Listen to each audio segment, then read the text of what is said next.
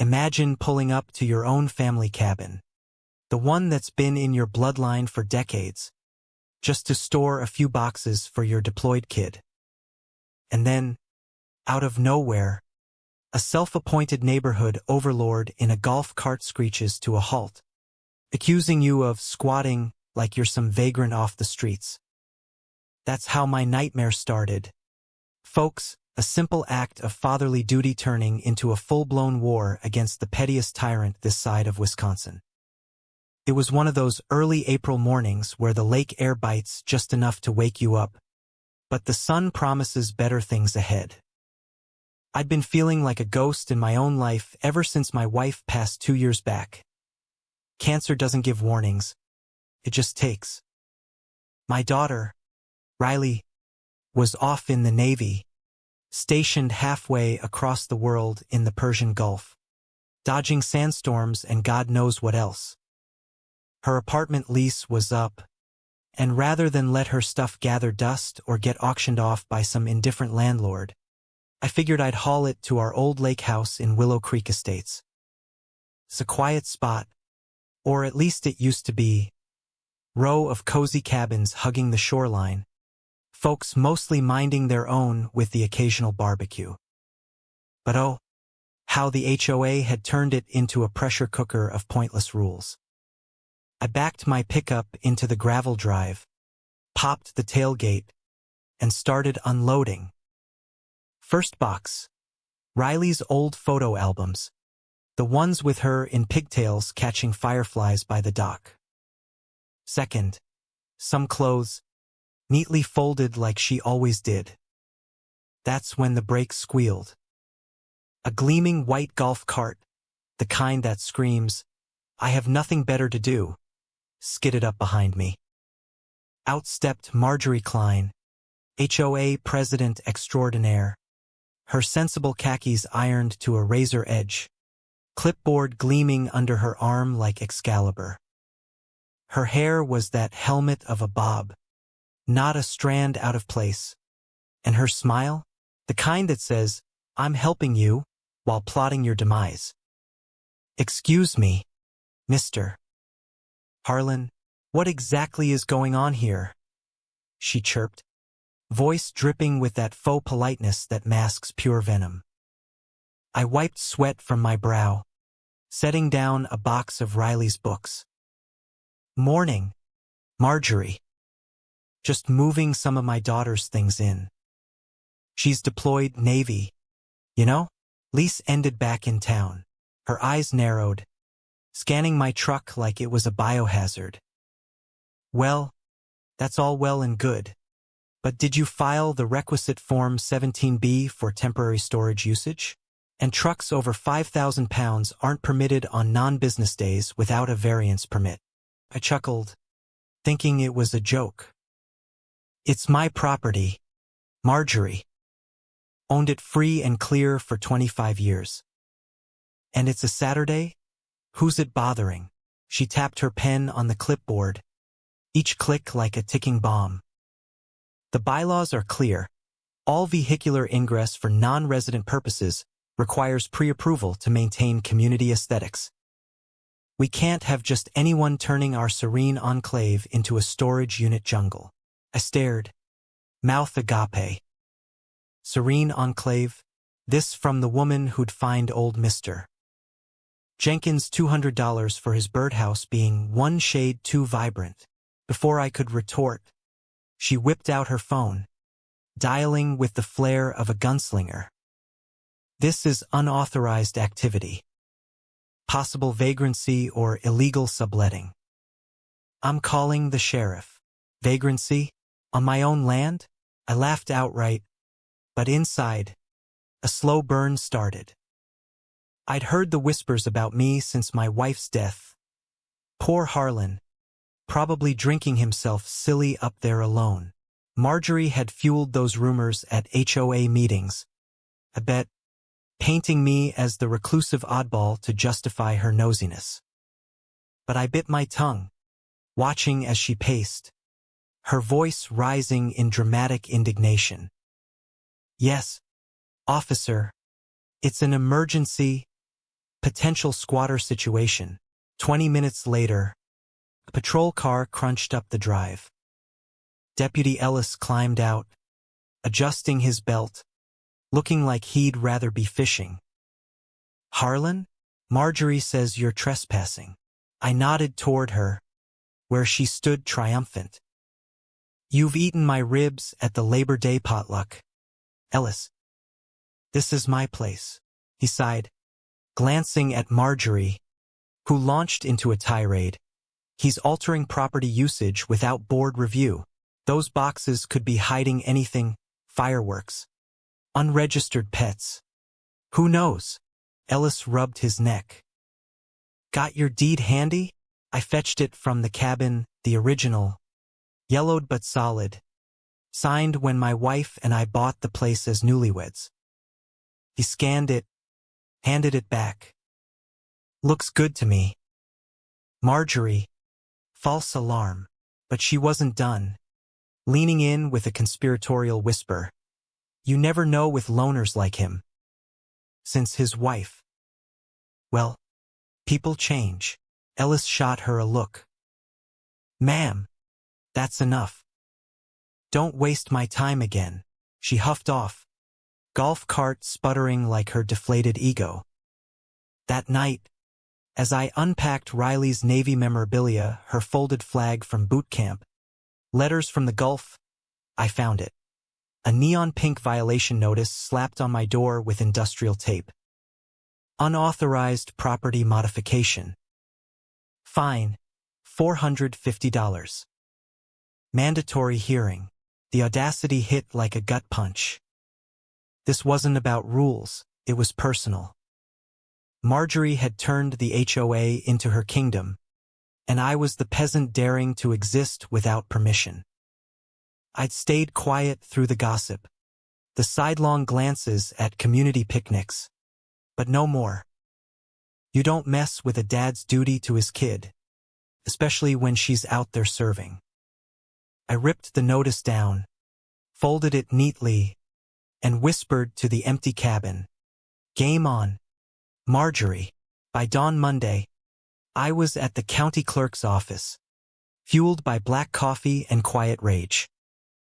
Willow Creek wasn't always this way. Back when we moved in, it was loose, neighborly. Then Marjorie got elected HOA pres 5 years ago, promising order and upliftment. What we got were fines for grass blades over 3 inches, bans on holiday lights past January 5th, and her nephew's consulting firm mysteriously landing every contract. I'd ignored it, grieving in peace. But now, time to dig. The clerk, a no-nonsense woman named Doris, eyed me over her glasses.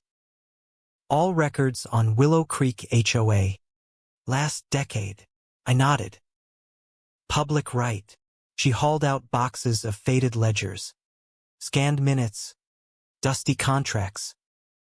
I hunkered down in a corner cubicle, flipping pages while the fluorescent lights buzzed like angry bees. First red flag. An amendment 3 years back. Hiking dues for environmental enhancements. No bids. No votes. Just a $15,000 payout to Klein Associates, LLC. A quick phone search, thank God for public databases, revealed it was registered to Marjorie's nephew, Derek, at a strip mall P.O. Box. Consulting on what? How to clip coupons, I muttered, photocopying furiously. But the gold mine? The original charter demanded a 2/3 owner vote for any bylaw tweaks. Meeting minutes for that amendment? For board members, all Marjorie's cronies, rubber stamping it over coffee. No quorum, no notice to residents. Legally, every rule since was bogus, a house of cards built on sand. I pocketed copies, heart pounding. This wasn't petty. It was fraud, wrapped in bureaucratic bows. But papers alone wouldn't topple her. I needed allies, the silent sufferers she'd bullied into submission. That evening, under a pink-streaked sky, I knocked on doors. First, Edna Vargas, the widow 3 cabins down, fined repeatedly for her unsightly herb garden. She opened the door in a floral apron, suspicious. Harlan? Not here for another petition. I showed her the records. You vote on that due's hike? She snorted. Vote? Marjorie said it was administrative. Drained my savings for nothing. Her eyes widened at the nephew's payout. That explains her fancy new SUV. She signed my affidavit, hand shaking with suppressed fury. Next, Tom Riley, the mechanic who'd paid $300 for a non-compliant mailbox. She measured it with a ruler at dawn. Harlan. Like a damn spy, he laughed bitterly when I revealed the invalid amendment. Sign me up. Time someone clipped her wings. By Wednesday, I had 14 statements, folks venting years of grievances. Marjorie's rules had isolated people. Fines for kids' bikes on lawns, safety hazard. Bans on backyard grills, fire risk. Even a levy for aesthetic consultations that funneled straight to her kin. One guy, quiet retiree named Phil, confessed he'd been rumored as a hoarder after refusing her inspection. She spread it at the newsletter. Made me a pariah. I nodded, filing it away. My old law school buddy, now a property attorney in Milwaukee, owed me from a bar brawl back in '98. I called, draft a dissolution petition. Wisconsin Code 181.140, 1 to 51% majority to disband. He chuckled. Finally fighting back? On it. The petition was bland. Willow Creek Resident Equity Group. No fingerprints. I canvassed discreetly, showing evidence door to door. Reactions? Priceless. She fined me for my dog's bark being off-pitch? One woman seethed. Signing with flair. By Friday, 68% signatures, overkill. Marjorie's empire, built on intimidation, crumbled when people saw the receipts. I filed at the registrar, requesting a certified vote. But queens don't abdicate quietly. That afternoon, as I stacked Riley's last box in the shed, her old teddy from childhood peeking out, tires crunched. Not one, but 2 sheriff's SUVs. Out stepped Sergeant Hale, clipboard in tow. Mr. Harlan. Complaint of illegal occupancy. Possible Airbnb scam. I blinked. Scam? This is my kid's Navy gear. He shifted uncomfortably. Anonymous tip. Multiple guests. Undeclared income. Marjorie's handiwork. Obvious. I invited him in. Look around, no minibar. No mints on pillows. He poked through. Found zilch. Apologized. I handed him petition copies. Document this harassment. She's panicking. Hale nodded. Smells fishy.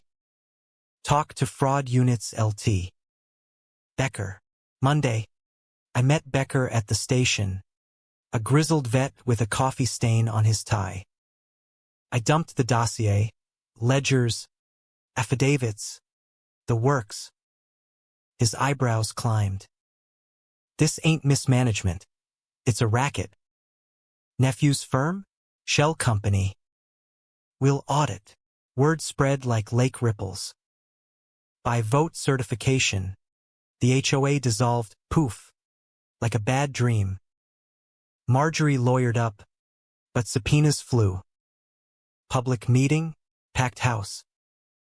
Becker listed sins. Embezzlement, $22,000 siphoned. Fake invoices, tax dodges. When he hit the nephew's cut, gasps echoed.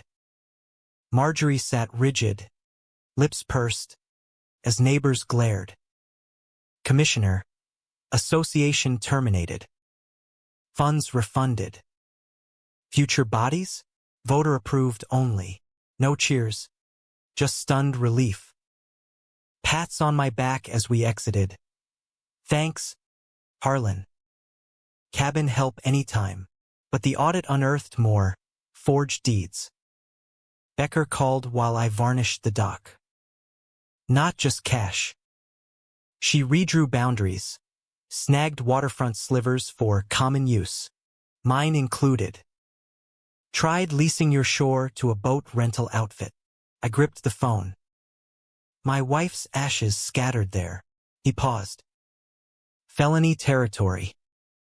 Statement. I drove in. Viewed fakes. My signature photoshopped. Notary seal from a ghost firm. Arrogant slop. I signed. Then rallied neighbors at the boathouse. No HOA. Just coffee and truth. Documents passed. Forged easements. Phantom fees. View tax for lake glimpses. Extortion gold. Total theft. $95,000. Media frenzy. HOA queen in fraud scandal. Reporters hounded her till she bolted. House seized. Charges piled. Fraud. Forgery. Impersonation. Pretrial. Emails surfaced. Her hawking community land to developers for kickbacks. Gallery murmured as ADA read, prime unencumbered waterfront. I'll handle the paperwork. Judge. Heavy evidence. Plea deal. Restitution. Probation. Community ban. Sentencing. 4 years suspended. $82,000 payback. She slunk out. Broken. Winter came crisp. Lake iced. Peace reel. Voluntary co-op formed. No fines. Just shared shovels. Riley called. Dad. You nuked an HOA? I laughed. Held the line. She. Doc spot saved. Always. Was Marjorie the villain? Or just a symptom of systems letting petty tyrants thrive? You tell me right or wrong.